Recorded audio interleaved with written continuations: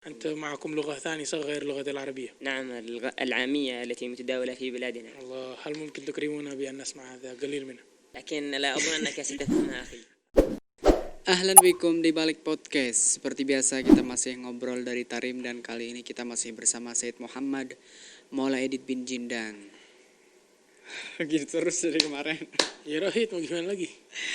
Ahlan bikum di balik podcast. Seperti biasa kita masih ngobrol dari Tarim dan kali ini masih bersama Said Muhammad Maula Edit bin Jindan dan kita masih bersama untuk menteladani surah Nabi Muhammad SAW selama bulan Rabiul Awal.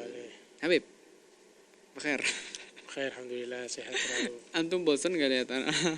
Enggak lah, kan ini ente belakangnya ada foto ibu mah, jadi nggak bosan. Allah. Kalau bosan lihat atas ini saja. Ya gitu. Kok bajunya itu sama gitu mirip? Aduh, beneran gak janjian ya? Alhamdulillah udah berapa halaku sekarang kita ini? Halaku yang ke-10. Oh, Masya Allah, nggak kerasa. Gak kerasa ya? Lama juga loh. Abas. Ya Allah.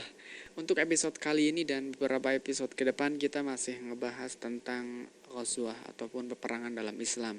Sebagaimana antum jelaskan di halaqah yang kemarin bahwa peperangan dalam Islam ini ada banyak.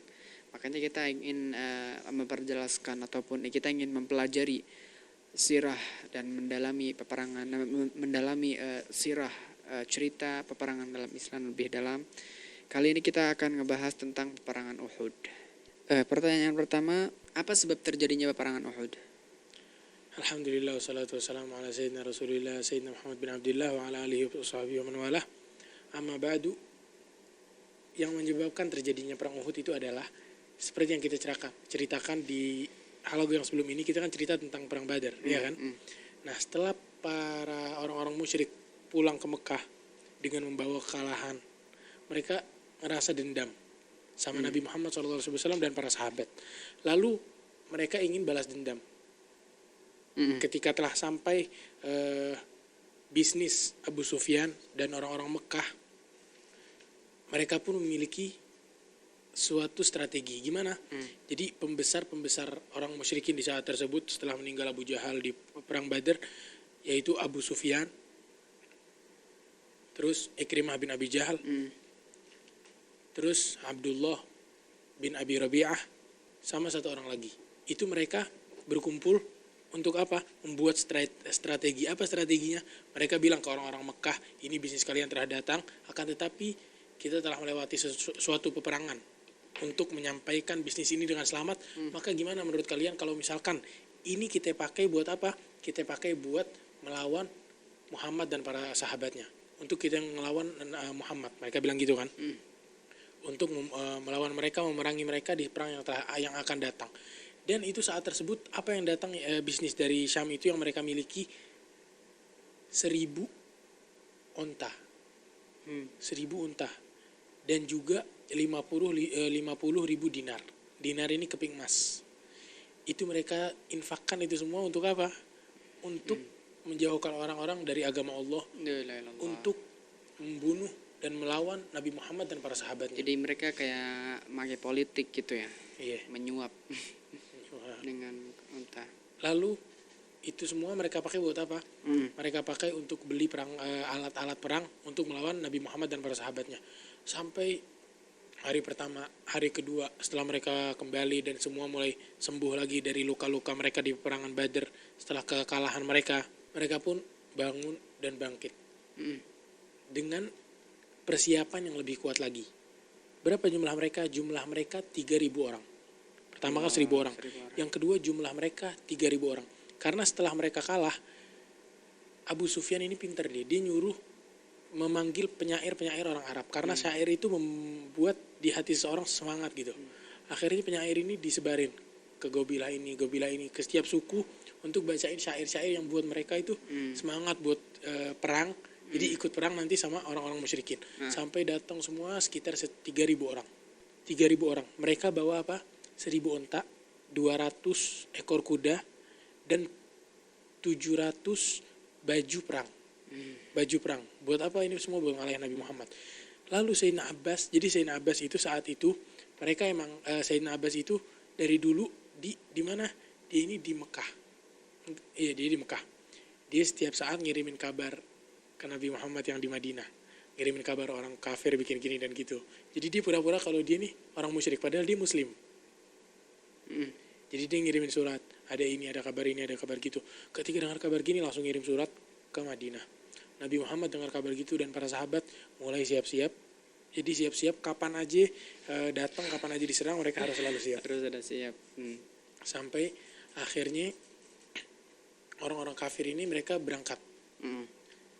Di tahun ketiga dari hijrahnya Nabi Muhammad, mereka berangkat pergi sampai dekat Madinah. Dan Nabi Muhammad gak punya persiapan yang banyak. Mereka cuma memiliki persiapan sedikit, yaitu 50 ekor kuda dan juga baju perang cuma 100 mungkin. 100 baju perang. Pokoknya sedikit. Tapi dengan itu karena mereka memiliki keimanan dan saat itu jumlah mereka berapa? Hanya 1.000. 1/3 dari orang-orang kafir dari kaum musyrik. Akan tetapi mereka tidak memiliki takut karena mereka memiliki Allah. Mereka pun jalan. Jadi awalnya mereka punya, ketika Nabi sedang ngumpul dengan para sahabat, ada beberapa yang ngasih pemikiran. Apa itu? Udah kita jangan keluar, kita di Madinah aja. Jadi kalau misalkan mereka datang, kita nunggu di depan pintu Madinah, kita serang mereka semua kalau mereka datang ke Madinah. Ada yang punya pemikiran begitu, dan itu juga dari pemikiran orang-orang munafik. Karena kenapa? Mereka pengen sebisa mungkin menjauh dari peperangan. Mereka nggak mau ikut-ikutan peperangan karena kan mereka takut. Mereka nggak mau ikut orang kafir, takut dibunuh Nabi. Nggak mau ikut Nabi, takut dibunuh orang kafir. Jadi setengah-setengah. Tapi akhirnya Nabi Muhammad SAW jalan dengan para sahabat, 1.000 orang, mereka semua pergi. Ketika Nabi pergi di jalan, Nabi melihat suatu orang-orang yang berkumpul. Lalu dikatakan siapa mereka? Dikatakan mereka adalah orang-orang kafir, tapi bukan orang Mekah, bukan kafir Mekah, orang Yahud apa Nasoro. Mereka pengen ikut bantu. Kata Nabi, kita nggak butuh bantuan orang-orang kafir. Nabi tetap jalan. Ini pertanyaannya sebabnya doang. Ya, Kalau jadi terus panjang masih ada banyak pertanyaan nih. Pada saat itu hal-hal penting yang terjadi pada peperangan Uhud. Ketika Nabi jalan, Nabi melewati suatu tempat. Nabi nggak datang, jadi ini misalkan ini Madinah, ini Mekah. Nabi di sini, orang kafir di sini enggak. Tapi justru terbalik, orang kafir di sini kan. Itu Nabi gini. Jadi di antara Nabi sama Madinah ini orang-orang kafir, dan di antara orang kafir sama Mekah orang-orang mukmin. Jadi arahnya berlawanan. Nah di saat itu mulailah peperangan. Setelah Nabi memberikan strategi kepada mereka, yaitu Nabi menyuruh sekitar 70 pemanah untuk naik di Jabal Uhud, di atas Jabal Uhud. Nabi bilang jangan sampai kalian turun kecuali udah saya kirim utusan. Jabal Uhudnya di mana? Di atas Jabal Uhud, itu di sekitar Uhud situ. Ya, makanya dinamakan perang Uhud karena Jabal Uhud ini. Orang-orang muslimin disuruh naik ke Jabal itu dan memanah orang-orang kafir yang ada di bawah. Dan Nabi bilang jangan sampai kalian turun sampai datang perintah dariku. Saya ntar akan mengirim putusan, dia akan bilang gak apa-apa turun baru boleh. Sampai akhirnya benar, orang-orang muslim ini kalah di peperangan Uhud. Sebabnya apa? Kebanyakan dari mereka turun sebelum karena mereka udah ngeliat di bawah orang-orang kafir udah pada kabur. Kelihatannya itu di zahirnya orang-orang mukmin udah pada menang. Orang-orang muslimin ini udah pada menang, yang di bawah udah ngambil ghanimah. Mereka nih ngeliat ghanimah gitu langsung tertarik pengen ngambil ghanimah juga. Sampai mereka bilang ayo kita turun. Satu dari mereka bilang enggak, saya nggak bakal turun sampai Nabi bilang datang kita turun. Kata mereka mau ngapain, udah jelas di bawah ini kita pasti menang. Akhirnya mereka bilang enggak, kami tetap pengen turun. Sebagian turun, yang enggak turun mungkin sekitar 10 orang. Sampai ketika mereka turun ternyata Khalid bin Walid dengan kecerdikannya, dia ini kan pintar, dia ikut sama orang-orang kafir saat tersebut, belum masuk Islam. Dia ini termasuk orang yang enggak pernah kalah di peperangan. Dari zaman kafir sampai zaman Islam nggak pernah kalah di suatu peperangan pun, karena dia pinter, dia ngatur strategi semua. Saat itu jadi dia muter, kelihatannya udah kabur, ternyata dari belakang gunung dia kembali dan melawan orang yang di atas Jabal Uhud. Jadi pada saat itu Khalid bin Walid berperan menjadi apa itu? Belum masuk Islam kan? Belum. Dia berperan jadi apa sih? Kayak penolong orang-orang kafir gitu loh. Di saat tersebut. Akhirnya dia bunuh banyak dari orang-orang muslim di saat tersebut. Pas dia naik, jadi ketika mereka udah turun, datang deh Khalid bin Walid. Kalau mereka masih di atas, mereka bisa manah. Tapi karena mereka udah di bawah, nggak bisa manah langsung. pada saat itu kan orang-orang muslim mengalami kekalahan istilahnya gitu ya.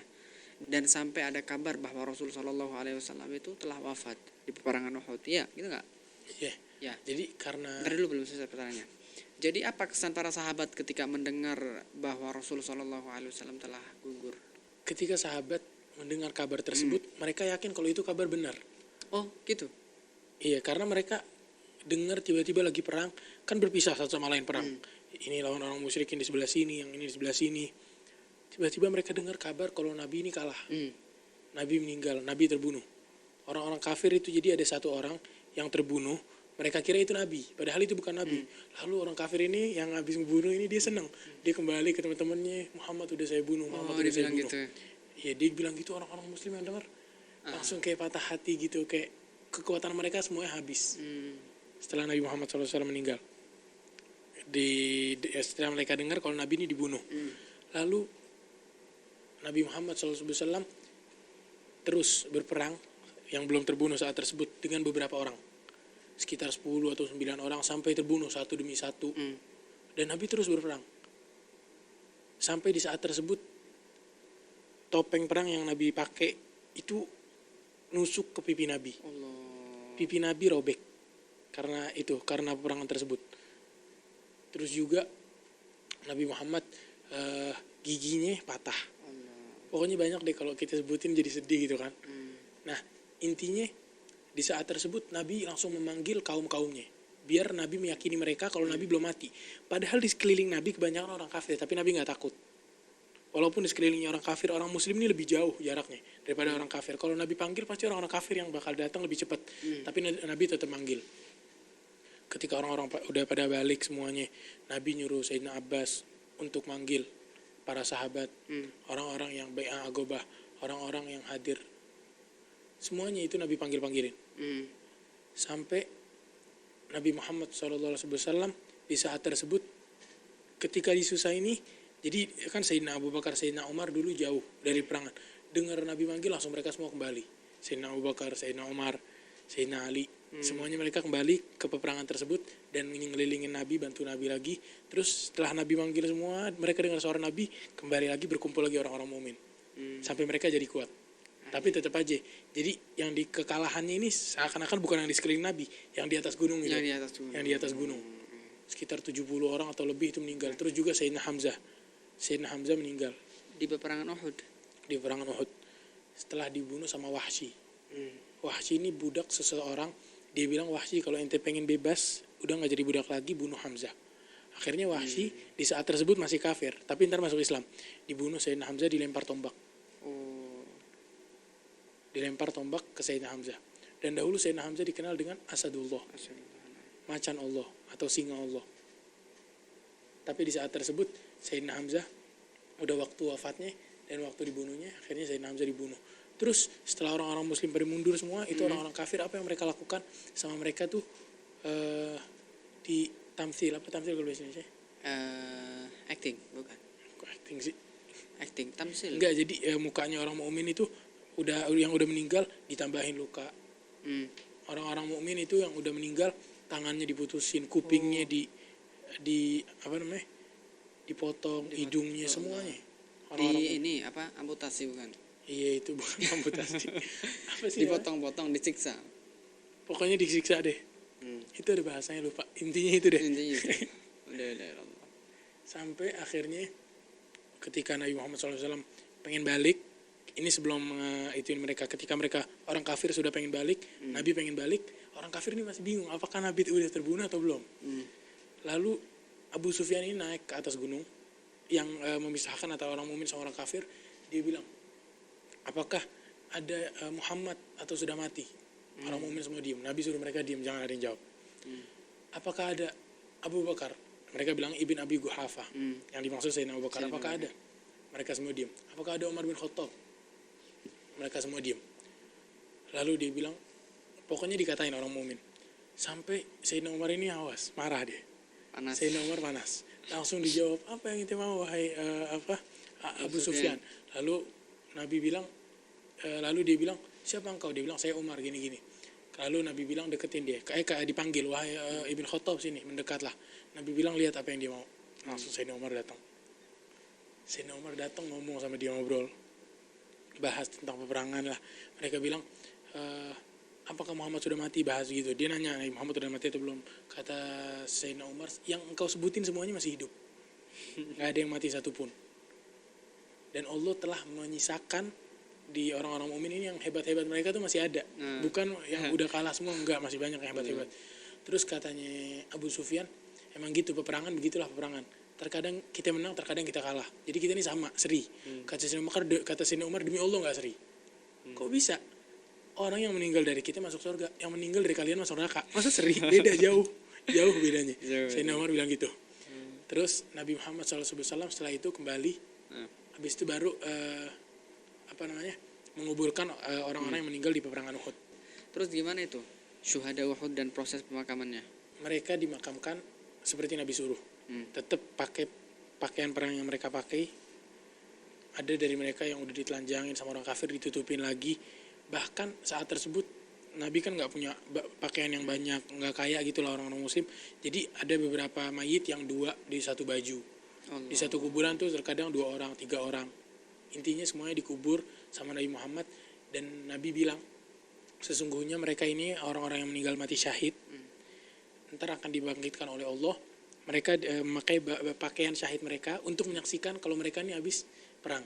Meninggal karena mengangkat kalimat Allah, karena ingin memperlihatkan keagungan Allah. Tapi darah mereka ini warnanya warna darah, tapi wanginya wangi misik. Nabi bilang begitu. Jadi semuanya di saat tersebut dikuburin secara bersamaan setelah orang kafir pulang pastinya.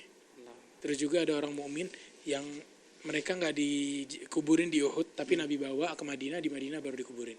Gitu ya. Iya. Jadi nggak semuanya dimakam di Uhud. Nggak semuanya dimakam di Uhud. Ajib, ya udah. Telepon Google. شغل تمام اشتغل تمام صح؟ الأحمر اشتغل أيوة. Munsyidnya siapa ya? Kali ini munsyidnya orang Arab. Orang Arabi ya salam. Dari mana? Min fain anta? Dari Hudaidah. Ya khair. Bismillah. Insyaallah kita dengarkan subhanakallahumma hamdika asyhadu an la ilaha illa anta astaghfiruka wa atubu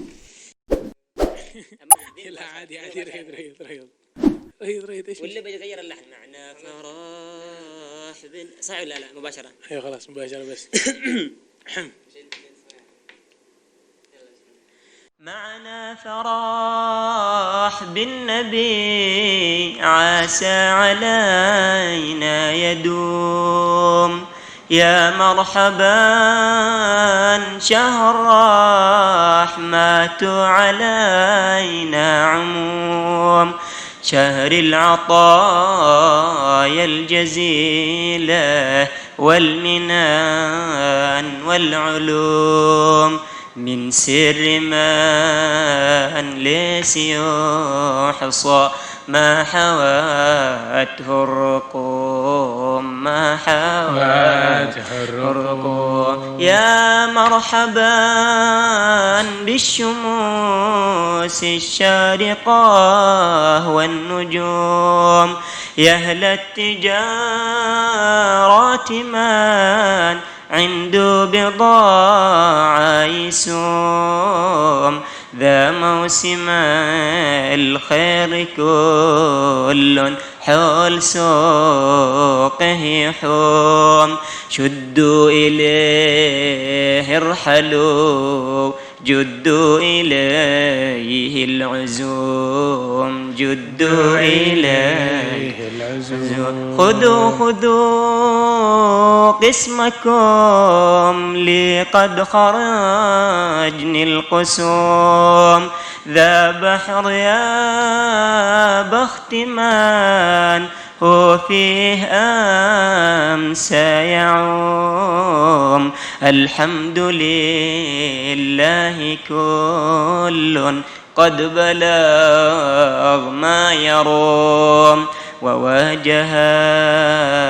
العطايا وانجلينا الهموم جموع للخير فيها كل داعي يقوم يذاكر الناس بالتقوى ويشفي الكلوم جموع فيها الصفا ما قاربتها الغموم فيها انشرحنا الخواطر واتسعنا الفهوم سر النبوة ظهر أحيا جميع الرسوم يا إخوة الصدق كل لو بحقه يقوم قوموا بحقه وخلوا كل لائم يلوم قوموا بتعظيم خير الخلق مسك الختوم ذا عبد حب على أهل الكون واجب لزوم لو صيت في العرش بل صيت بلاغ للتخوم يا سيد الرسل نظرة للفقير الغشوم نظرة بعين العناية للعديم الظلوم